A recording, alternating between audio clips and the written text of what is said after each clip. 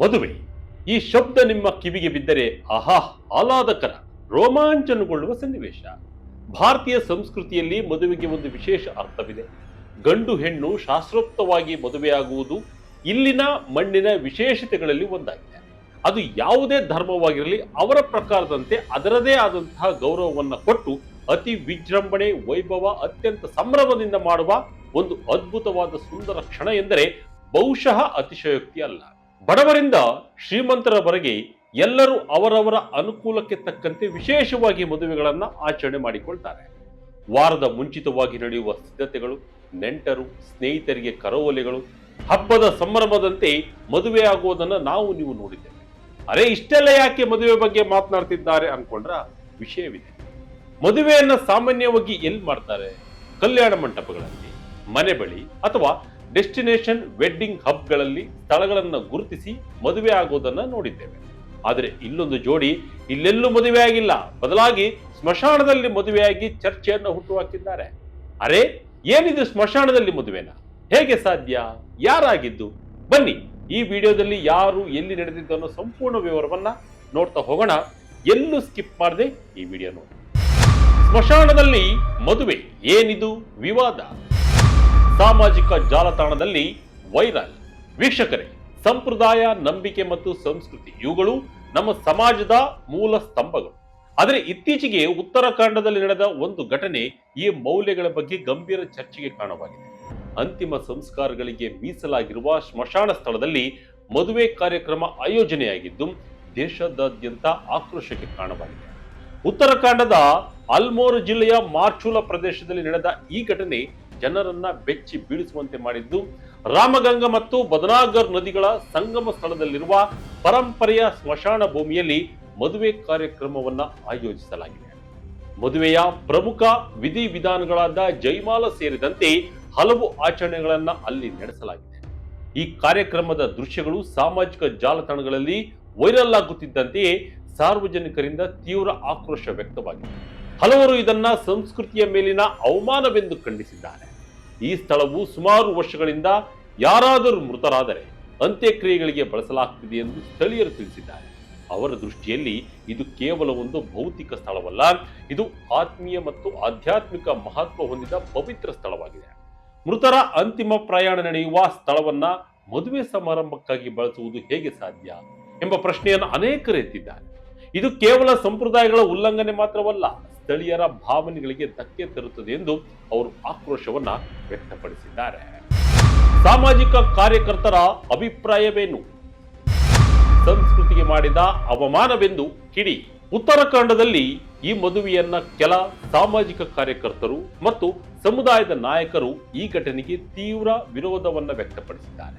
ಸ್ಥಳೀಯ ಕಾರ್ಯಕರ್ತ ಪರಂ ಕಂದ್ಬಾಲ್ ಈ ಘಟನೆ ಬಗ್ಗೆ ಮಾತನಾಡುತ್ತಾ, ಸ್ಮಶಾನದಲ್ಲಿ ಮದುವೆ ಮಾಡುವುದು ಯಾವುದೇ ಕಾರಣಕ್ಕೂ ಒಪ್ಪುವುದಲ್ಲ, ಇದು ಸಂಸ್ಕೃತಿಯ ಮೌಲ್ಯಗಳನ್ನ ನಿರ್ಲಕ್ಷ್ಯ ಮಾಡುವುದಾಗಿದೆ ಎಂದು ಆಯೋಜಕರ ವಿರುದ್ಧ ಕಿಡಿಕಾರಿದ್ದಾರೆ. ಅವರು ಇನ್ನು ಮುಂದೆ ಹೇಳಿದ್ದು, ಇಂತಹ ಘಟನೆಗಳು ಹೆಚ್ಚಾದರೆ ಪವಿತ್ರ ಸ್ಥಳಗಳ ಗೌರವ ಕುಸಿಯುವ ಅಪಾಯವಿದೆ ಎಂದು ಎಚ್ಚರಿಕೆ ನೀಡಿದ್ದಾರೆ. ಡೆಸ್ಟಿನೇಷನ್ ವೆಡ್ಡಿಂಗ್ ಹಬ್ ಹೆಸರಿನಲ್ಲಿ ಏನಾದರೂ ಮಾಡಬಹುದು ಎಂಬ ಮನೋಭಾವ ಬೆಳೆಯುತ್ತಿದೆ. ಇದನ್ನ ತಡೆಯಬೇಕು, ಸಾಮಾಜಿಕ ಕಾರ್ಯಕರ್ತರು ಒತ್ತಾಯಿಸಿದ್ದಾರೆ. ಈ ಘಟನೆ ಬೆಳಕಿಗೆ ಬಂದ ತಕ್ಷಣ ಎಚ್ಚೆತ್ತುಕೊಂಡ ಸ್ಥಳೀಯ ಆಡಳಿತ ಕ್ರಮವನ್ನು ಕೂಡ ಕೈಗೊಂಡಿದೆ. ತಹಶೀಲ್ದಾರ್ ಅಬಿದ್ ಅಲಿರವರು ಈ ಕುರಿತು ಮಾಹಿತಿ ನೀಡಿದ್ದು, ಮದುವೆ ಕಾರ್ಯಕ್ರಮಕ್ಕೆ ಯಾವುದೇ ಪೂರ್ವಾನುಮತಿಯನ್ನ ಪಡೆಯಲಾಗಿಲ್ಲ ಎಂದು ತಿಳಿಸಿದ್ದಾರೆ. ಸ್ಮಶಾನಗಳಂತಹ ಸಂವೇದನಶೀಲ ಸ್ಥಳಗಳಲ್ಲಿ ಯಾವುದೇ ಕಾರ್ಯಕ್ರಮ ಆಯೋಜಿಸಲು ಸರ್ಕಾರದ ಅನುಮತಿ ಅಗತ್ಯ. ಆದರೆ ಈ ಪ್ರಕರಣದಲ್ಲಿ ಅದನ್ನ ಸಂಪೂರ್ಣವಾಗಿ ನಿರ್ಲಕ್ಷಿಸಲಾಗಿದೆ. ಅಧಿಕಾರಿಗಳು ಇದರ ಆಯೋಜಕರಿಗೆ ನೋಟಿಸ್ ನೀಡಿದ್ದು ಸ್ಪಷ್ಟೀಕರಣವನ್ನ ಕೇಳಿದ್ದಾರೆ. ನಿಯಮ ಉಲ್ಲಂಘನೆಯ ಹಿನ್ನೆಲೆಯಲ್ಲಿ ದಂಡ ಅಥವಾ ಕಾನೂನು ಕ್ರಮ ಕೈಗೊಳ್ಳುವ ಸಾಧ್ಯತೆ ಇದೆ ಎಂದು ಸೂಚಿಸಿದ್ದಾರೆ. ಏನಿದು ಡೆಸ್ಟಿನೇಷನ್ ವೆಡ್ಡಿಂಗ್ ಹಬ್? ಈ ಪ್ಲಾನ್ ನಿಂದ ರಾಜ್ಯಗಳಿಗೆ ಉಪಯೋಗವೇನು? ಎಸ್ ವೀಕ್ಷಕರೇ, ಇತ್ತೀಚಿನ ದಿನಗಳಲ್ಲಿ ಡೆಸ್ಟಿನೇಷನ್ ವೆಡ್ಡಿಂಗ್ ಹಬ್ ಅನ್ನೋದು ಸರ್ವೇ ಸಾಮಾನ್ಯವಾಗಿದೆ. ಆದರೆ ಇದರ ದುರುಪಯೋಗವಾಗದಂತೆ ತಡೆಯೋದು ಎಲ್ಲರ ಜವಾಬ್ದಾರಿಯೂ ಕೂಡ ಆಗಿದೆ. ಡೆಸ್ಟಿನೇಷನ್ ವೆಡ್ಡಿಂಗ್ ಹಬ್ ಎಂದರೆ ಪ್ರೇಮಿಗಳು ತಮ್ಮ ಮದುವೆಯನ್ನ ತಮ್ಮ ಊರು ಅಥವಾ ವಾಸಸ್ಥಳದಿಂದ ದೂರವಿರುವ ಸುಂದರ ತಾಣಗಳಲ್ಲಿ ಅದ್ದೂರಿಯಾಗಿ ಆಚರಿಸಲು ಅನುವು ಮಾಡಿಕೊಡುವ ವಿಶೇಷವಾದಂತಹ ಸ್ಥಳವಾಗಿದೆ. ಇತ್ತೀಚೆಗೆ ಹರಿಯಾಣದ ಮಾನೇಸರ್ನಲ್ಲಿ 250 ಎಕರೆಗಳ ಬೃಹತ್ ಹಬ್ ಅನ್ನು ನಿರ್ಮಿಸಲಾಗುತ್ತಿದೆ. ಇನ್ನು ರಾಜಸ್ಥಾನ ಮತ್ತು ಕೇರಳ ಕೂಡ ಜನಪ್ರಿಯ ತಾಣಗಳಾಗಿವೆ. ಇದರ ಉಪಯೋಗ ರಾಜ್ಯಗಳಿಗೆ ಹೇಗಾಗುತ್ತದೆ ಅನ್ನೋದನ್ನು ನೋಡೋದಾದ್ರೆ, ಹರಿಯಾಣದ ಮಾನೇಸರ್ನಂತಹ ಹಬ್ಗಳು ಮದುವೆ, ಪ್ರವಾಸೋದ್ಯಮ ಮತ್ತು ಆತಿಥ್ಯಕ್ಕಾಗಿ ಅತ್ಯಾಧುನಿಕ ಸೌಕರ್ಯಗಳನ್ನು ಒದಗಿಸುತ್ತವೆ.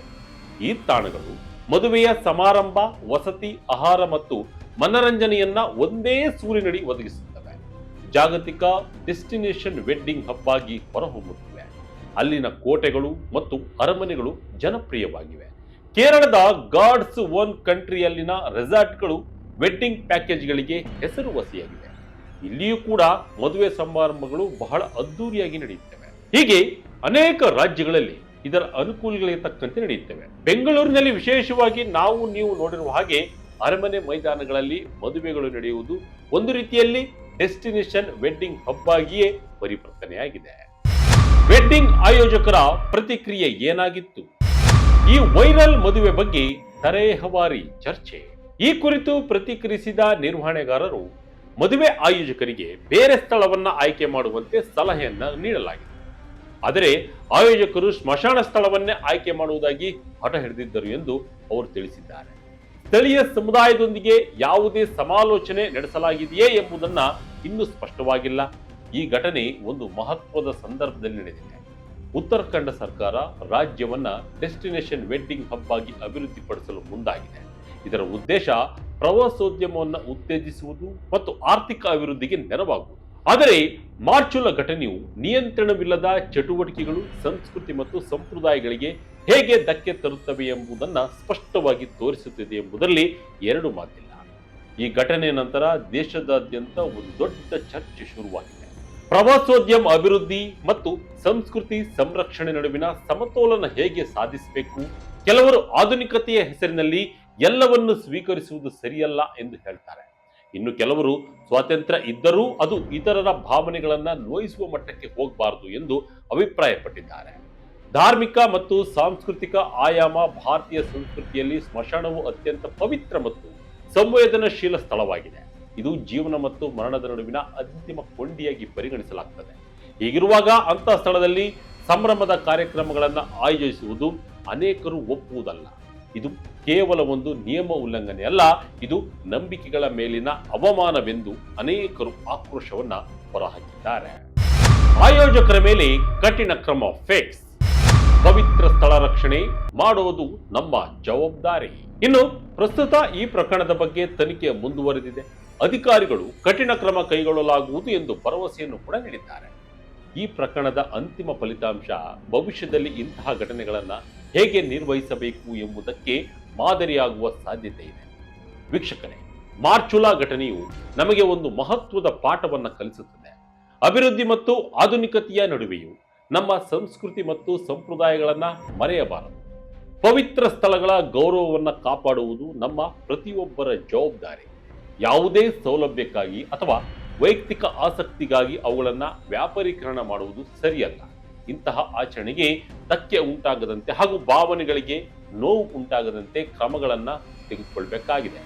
ಉತ್ತರಾಖಂಡದ ಈ ಘಟನೆ ದೇಶದಾದ್ಯಂತ ಚರ್ಚೆಗೆ ಕಾರಣವಾಗಿದ್ದು, ಸಾಮಾಜಿಕ ಜಾಲತಾಣಗಳಲ್ಲಿ ಒಂದಿಷ್ಟು ಚರ್ಚೆಗಳನ್ನ ಹುಟ್ಟು ಹಾಕಿದಂತೂ ಸುಳ್ಳಲ್ಲ.